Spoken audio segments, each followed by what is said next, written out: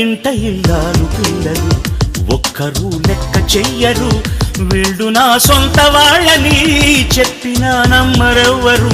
గౌరవం లేని జీవితం గాడిదై బతికి చావడం, స్వర్గమనుకున్న కాపురం నరకమైపోయే కేశవ.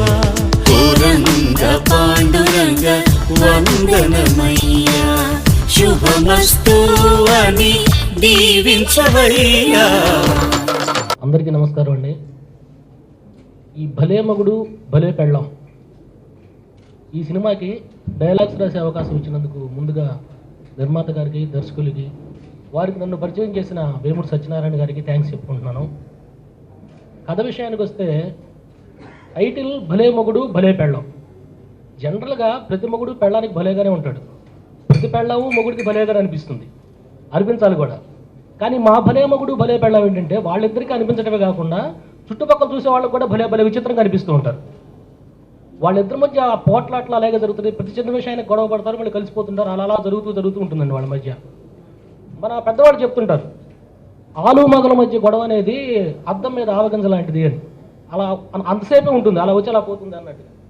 కానీ మా భలే మగుడు భలే పెళ్ళ మధ్య గొడవలు ఎలా ఉంటాయంటే ఆ ఆవగింజని గమ్ములో తడిపి అతికిస్తే వేస్తారనుకుంటాను, కదలట్లేదు అద్దం మీద నుంచి, అలాగే ఉంటాయి. ఏ విషయంలోనైనా మీకు టేస్ట్ ఉందా? నువ్వు మాధవి కూర్చుని మాట్లాడుకోపోవడం వల్ల వచ్చిన కమ్యూనికేషన్ గ్యాప్. గ్యారంటీ ఇవ్వడానికి నేనేమన్నా వాషింగ్ మిషన్? వాషింగ్ మెషిన్ అయినా బాగుండేది, ఎక్స్చేంజ్ చేసి మంచిది తెచ్చుకునేదాన్ని. ఘోరంగ పాండురంగ నా మొర వినవా,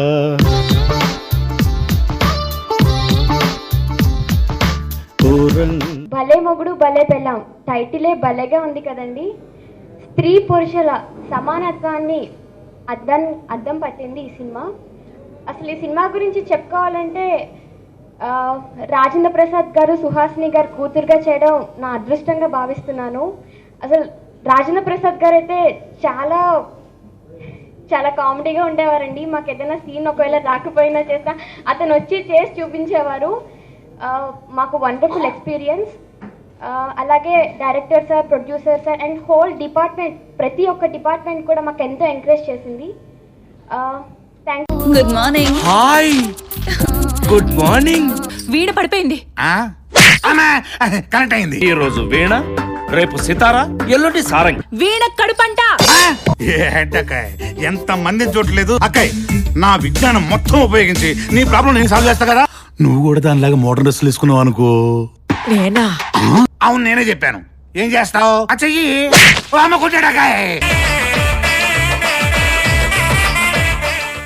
నా పేరు ఉషశ్రీ. నేను దీంట్లో మంచి బబ్లీ క్యారెక్టర్ చేస్తున్నాను. నాకు ఈ ఆపర్చునిటీ ఇచ్చిన ప్రొడ్యూసర్ సార్కి ఇంకా డైరెక్టర్ సార్కి చాలా థ్యాంక్స్. అండ్ సుహాసిని ఆంటీతో ఇంకా రాజేంద్ర ప్రసాద్ అంకుల్తో చేయడం నాకు చాలా అదృష్టం. I'm so proud. Thank you. Friendship కి వయసుతో సంబంధం లేదు. కొన్ని విషయాలు ప్రపంచం వినేలా గట్టిగా చెప్పాలి. తనెవరో లవ్ చేసిందంట, తనది మన క్యాస్ట్ కాదంట. ఏం కావాలి? నా పెళ్ళాం పిల్లలు. ఈ ఇంట్లో ఏం జరుగుతుందో ఉన్నట్టుగా నాకు కామెంట్ చెప్పవా? మీరిద్దరూ మళ్ళీ పెళ్లి చేసుకోవాలి. పెళ్ళా? భలే మొగుడు భలే పెళ్ళాం సినిమా అనేది నా కెరీర్లో చాలా మంచి సినిమా అండి. నిజంగా ఇద్దరు లివింగ్ లెజెండ్స్ అండి, రాజేంద్ర ప్రసాద్ గారు అండ్ సుహాసిని గారు. అలాంటి లివింగ్ లెజెండ్స్తో ఇనిషియల్ డేస్లో నేను పనిచేయడం అనేది నేను నిజంగా నా అదృష్టంగా భావిస్తున్నాను. అండ్ రాజేంద్ర ప్రసాద్ గారు కానీ సుహాసిని గారు కానీ అద్భుతమైన టిప్స్లో ఇచ్చేవాళ్ళు యాక్టింగ్లో.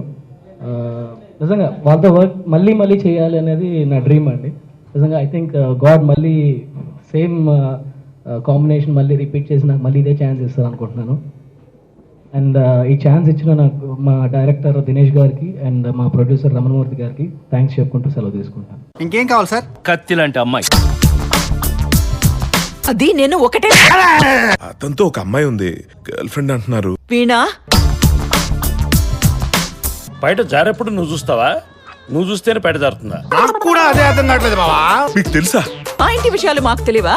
మనం హ్యాపీగా బెడ్రూమ్కి వెళ్ళే మాట్లాడుతున్నాం. బావని ఈసారి మనం టీవీలో కట్టాయర్తో చూడొచ్చు. ప్లీజ్ ఒకే ఒక్కసారి అది చేయి.